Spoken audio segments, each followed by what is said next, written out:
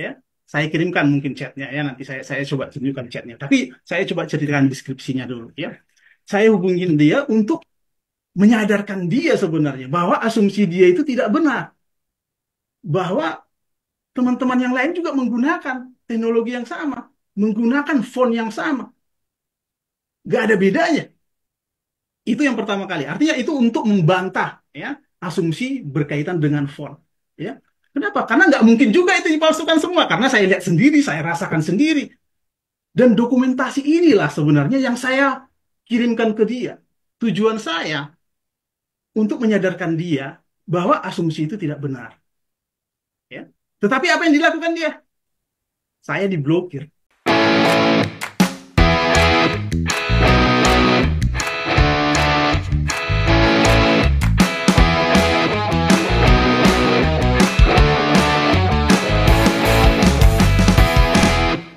Oke guys, Assalamualaikum warahmatullahi wabarakatuh. Kembali lagi bersama Blacker Majnang.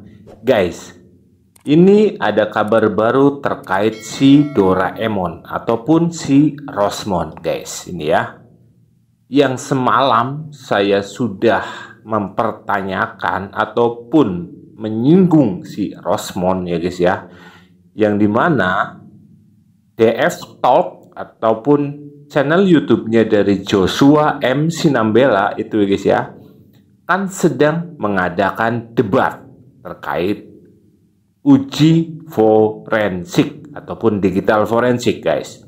Di situ si Rosmon diundang, akan tetapi si Rosmon malah kabur guys. Ini gimana ini guys?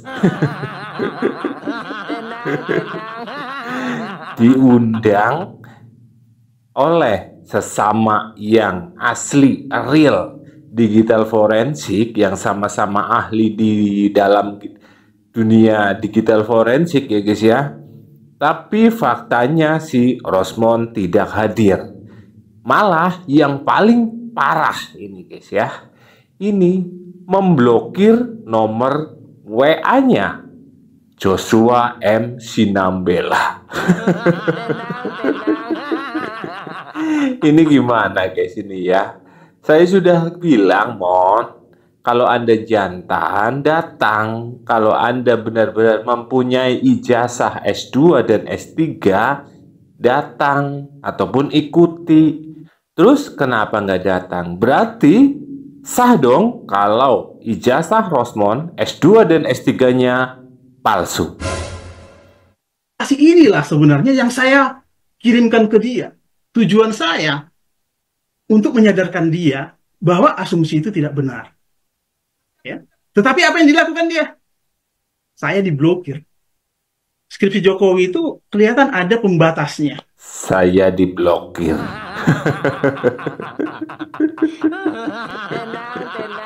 Mon, cemen temen ke Mon lah, malah blokir guys, malah blokir WA guys.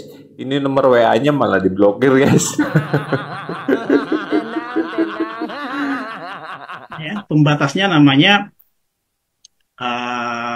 pembatas buku yang ada tulisannya namanya perdana. Ya, saya menarik ya, menarik itu kenapa? Karena dari situ kita bisa tahu bahwa ini dicetak atau dijilidkan di percetakan atau apa istilahnya jasa percetakan yang bernama Perdana. Kemudian saya minta ya kepada teman-teman yang ada di perpustakaan itu, coba dicari lagi skripsi-skripsi yang ada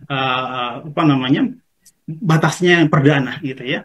Ternyata banyak sekali ya, dan banyak yang seangkatan Pak Jokowi juga. Di atas angkatannya juga banyak, di bawahnya juga. Dari tahun 79 itu sudah ada percetakan Perdana, bahkan sampai tahun 88. Nah, bukan hanya di Fakultas Kehutanan saja ternyata ya. Setelah saya telusuri, bahkan ada kolega saya yang namanya Pak Heru Marwata, nanti Anda bisa cari di Facebook ya. Ada dipublis juga itu ya. Itu dari Fakultas Sastra. Jadi ada banyak dosen-dosen yang lain atau bahkan ada banyak mahasiswa alumni-alumni lain yang juga mencetakkan ya skripsinya di Perdana. Dan itu sama semua fontnya, ya, sama semua cetakannya. Jadi dari situ sebenarnya saya sudah punya feeling ini sama semua. Jadi asumsi yang disebut oleh Richmond, ya, bahwa ini hanya bisa diproduksi dengan teknologi digital zamannya 90-an harus menggunakan Microsoft Word, itu sudah terbantahkan di situ, ya. Nah, apa yang saya lakukan? Yang saya lakukan, saya menghubungi dia pertama kali. Richmond, ya, saya kirimkan mungkin chatnya, ya, nanti saya coba tunjukkan chatnya. Tapi saya coba ceritakan deskripsinya dulu, ya. Saya hubungin dia untuk menyadarkan dia sebenarnya bahwa asumsi dia itu tidak benar. Bahwa teman-teman yang lain juga menggunakan teknologi yang sama, menggunakan font yang sama. Gak ada bedanya. Itu yang pertama kali. Artinya itu untuk membantah, ya, asumsi berkaitan dengan font. Ya. Kenapa? Karena nggak mungkin juga itu dipalsukan semua. Karena saya lihat sendiri, saya rasakan sendiri. Dan dokumentasi inilah sebenarnya yang saya kirimkan ke dia. Tujuan saya untuk menyadarkan dia bahwa asumsi itu tidak benar. Ya. Tetapi apa yang dilakukan dia? Saya diblokir. Saya diblokir. Tuh diblokir 2 kali dong. Mon, aduh Mon, kamu memalukan sekali kamu ya jadi laki-laki Mon, kamu aduh Jan. Ini ya, yang biasanya ngeblokir nomor HP, nomor WA itu biasanya ya guys ya, itu wanita guys ini ya. Ini kok malah Rosmond guys ini ya. Berarti apa si Rosmond harus ganti saja guys, suruh pakai rok ya guys. Disuruh datang nggak mau. Padahal ini lewat Zoom loh guys. Ini lewat Zoom, bukan ketemu face to face ataupun bertemu langsung guys. Tapi si Doraemon tidak mau. Karena apa? Takut semuanya terbongkar.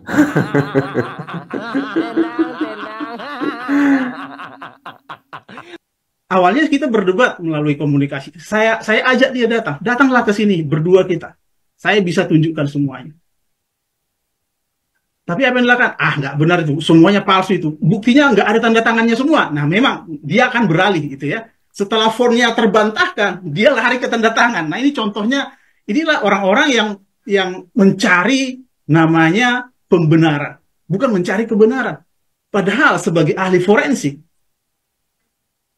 kita itu mengungkap fakta. Fakta apa yang ada yang kita temukan, itu yang kita laporkan. Ya, tidak ada asumsi, tidak ada pendapat di sana, apalagi berasumsi. Itulah sebenarnya laporan forensik digital yang resmi atau yang benar ya. Forensik apapun hanya mengungkap fakta, tidak boleh berargumen. Forensik katakanlah di kedokteran, forensik tubuh, forensik apapun itu tidak pernah berpendapat, tidak pernah membuat asumsi. Ya, kita hanya menyampaikan fakta. Nah, ketika kita mungkin di pengadilan nanti ditanyakan apakah pendapat Anda terkait ini, baru boleh berpendapat. Ya, nah itu prinsipnya ya. Jadi laporan forensik digital hanya mengungkap fakta-fakta.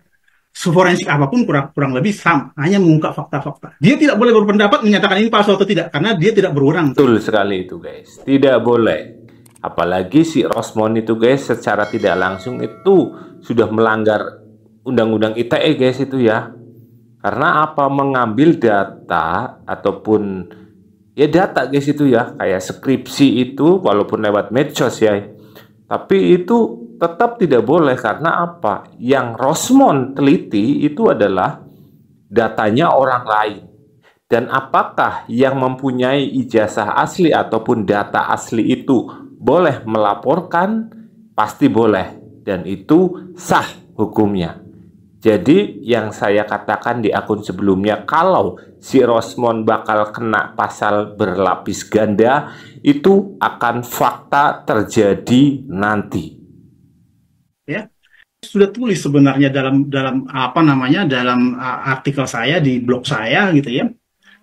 Orang-orang ini sangat berani gitu ya, sangat berani ya menyatakan bahwa padahal dia baru menganalisis satu skripsi aja atau bukan satu skripsi, satu ijazah saja dia sudah menyatakan bahwa ini 1000% palsu. Ini udah jelas nggak ada peneliti yang seperti itu ya. Dia tidak membandingkan dengan teman seangkatannya, dia tidak membandingkan yang lain, dan dia tidak punya akses ke sana. Nah, yang lucunya ya, di berbagai video-video dia Dia mengaku ke Fakultas Kehutanan. Memang benar dia Fakultas Kehutanan, ada fotonya. Dan dia sudah mendokumentasi skripsi Jokowi, memfoto halaman pengesahannya, melihat skripsi teman-temannya. Itu tidak benar, ya. Pada saat dia ke Kehutanan, dia tidak menemukan apapun skripsi Jokowi maupun teman-temannya. Hayo lo, Mon Rosmon. Aduh, gue Mon. Tuh, dibongkar lagi dong, Mon. Ngaku-ngaku katanya saya, sudah memfoto, mendokumentasikan semua skripsi Jokowi. Tapi nyatanya lembo. Nyatanya bohong.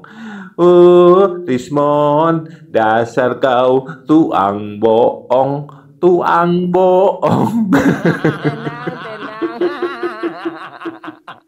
Tanggal 15 mereka baru bisa akses, dan itu pun sangat terbatas, mungkin hanya 2 skripsi, dan dia nggak punya kesempatan untuk mendokumentasi seperti yang saya lakukan.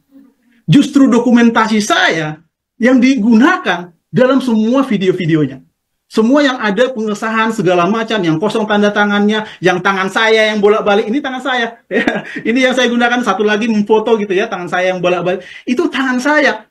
Nah, guys, yang diteliti itu videonya Om Joshua MC Nambela, guys.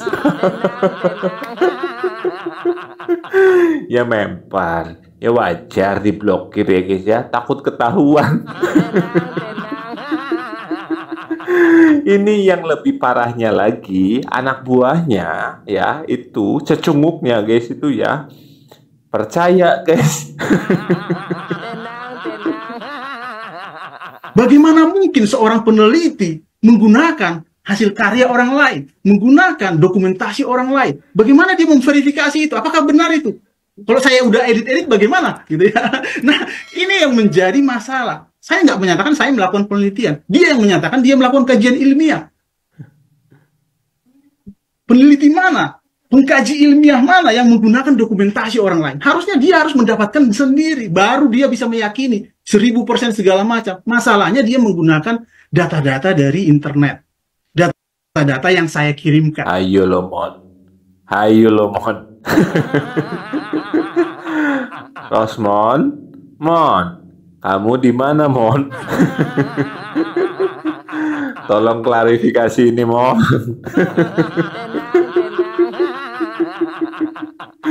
Biar nanti hidup ente tenang di penjara Mon. Pantes ya guys ya. Pantes nggak guys? Pantesnya apa? Pantes katanya sudahi ini. Saya mau menyudahi ini masalah ijazah Pak Jokowi dan akan beralih ke Fufu Fafa. Oh ternyata ini ya guys. Ya, ini kesalahan fatal ya, sehingga nggak mungkin lah ya bisa kita mempercayai orang-orang seperti itu ya. Oke. Baik, mungkin itu Mbak. Apakah kemudian dibawa lagi ke tingkat yang lebih tinggi, lembaga negara yang lebih tinggi lagi? Saya kira nggak perlu. Saya malah curiga ya, Roy Suryo ini bukan peneliti asli, peneliti palsu dia. Dan patut juga kita ya minta Puslapor Indonesia maupun UGM meneliti ijazah Roy Suryo juga nih. Kan dia mengaku sebagai peneliti telematika. Sementara kan ijazahnya nggak sesuai ya, pendidikan dia bukan telematika. Terus siapa yang menobatkan dia sebagai ahli telematika? Saya yang menobatkan itu sih guys, si Tipeng Tipung. menuduh dia sebagai ahli telematika palsu. Gitu. Jadi nggak usah juga terlalu banyak cerita lah ya, panci mana panci gitu. Kalau mau bicara soal soal moral gitu ya, kalau panci aja nggak punya moral, mau bicara moral yang lain lagi gimana ceritanya? Itu mau tiar orang Mon lah, Ci. Nih Ci, dengerin tuh Ibu Irma Suryani tuh bilang secara tegas tuh ya, menuduh Anda itu panci, Ci, Ci, ini ya. Anda itu peneliti palsu. Dan Anda juga tidak punya moral. Mau punya moral bagaimana? Kalau panci, mana panci? Masa iya peneliti maling panci? Kan nggak mungkin ya guys ya. Ini lagi rame ya soal tentang forensik IT atau forensik digital. Dan ada orang yang sedang ribut-ribut kasus-kasus, wah ini harus forensik digital, atau kami sudah melakukan forensik digital, forensik IT dan seterusnya dan seterusnya. Ada beberapa catatan ya yang harus diperhatikan ketika kita melakukan klaim forensik digital atau forensik IT. Saya sebut sama aja ya, forensik digital dengan forensik IT. Nah, bisa juga IT berbasis analog. Nah, meskipun IT information technology kan namanya information technology berbasis analog ya. Berbasis itu asap juga bisa. Melakukan digital forensik itu ada ini ya, ada mungkin kita sebut apa ya, pakemnya. Yang pertama, digital forensik itu harus dilakukan secara legal ya, legal, secara resmi legal. Jadi kalau saya misalnya mau melakukan digital forensik, nah saya harus dapat izin dulu, dapat surat izin bahwa Pak Budi tim atau Pak Budi melakukan digital forensik terhadap sebuah kasus atau sebuah apa gitu. Tuh, Jadi Mon, dengerin tuh, Mon. Harus izin dulu. Kamu ngambil datanya orang nggak izin. Parahnya lagi, maling lagi. Ini Rosmon ternyata maling ya guys. Buktinya data yang diambil oleh Joshua MC Nambela dipakai guys untuk dianalisis. saya harus resmi. Kalau tidak, misalnya saya melakukan digital forensik terhadap sistem punyanya orang, maka bagaimana tuh saya melakukannya? Berarti kan saya harus menerobos sistem perlindungan dimiliki orang itu, servernya itu ya, menerobos itu. Berarti kalau saya menerobos, maka saya melanggar undang-undang ITE. Saya bisa ditangkap karena saya menerabas ya, sistem milik orang lain, tidak pakai izin ya. Itu kalau misalnya saya ini ya, misalnya saya ditanya, di rumahnya si Fulan itu ada TV enggak gitu ya, atau ada apa, oven atau enggak ya. Wah, berarti kan saya harus masuk ke rumahnya, ngecek dulu mana nih di kamarnya, ada di ruang tamu ada enggak TV, di dapur ada enggak TV, di kamar tidur ada enggak TV, di garasi ada enggak TV, di kamar mandi ada enggak TV gitu kan. Jadi kan harus saya ngecek ya benar-benar ada TV atau enggak gitu kan ya. Baru nanti setelah itu saya bilang ada TV atau tidak. Nah, kalau saya nggak dikasih izin, gimana dong saya? Berarti saya kan harus masuk ke rumah orang tanpa izin. Wah, itu dilaporin ke polisi tuh saya. Tuh guys, ini masuk akal guys penjelasan tentang ini Bapak ini guys ini ya. Yang dimana si Rosmon itu kan menganalisis tanpa minta izin ya guys ya. Tanpa diketahui lagi.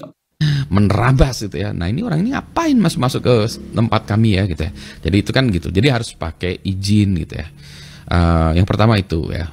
Jadi kalau ada orang melakukan forensik, ngaku melakukan forensik digital, tanya dulu izinnya ada nggak? Gitu. Dari siapa yang melakukan izin ya? Tuh, kalau nggak dapat izin, tetap saja maksa, berarti itu namanya maling. Rismon maling. Teman delok saniki geger-geger perkara ijazah Pak Jokowi niku. Ya lek ning YouTube ta. Roy Suryo karo sapa kuwi? Wis mek ngono kuwi Pak, lek tukaran wis mek ning YouTube ae.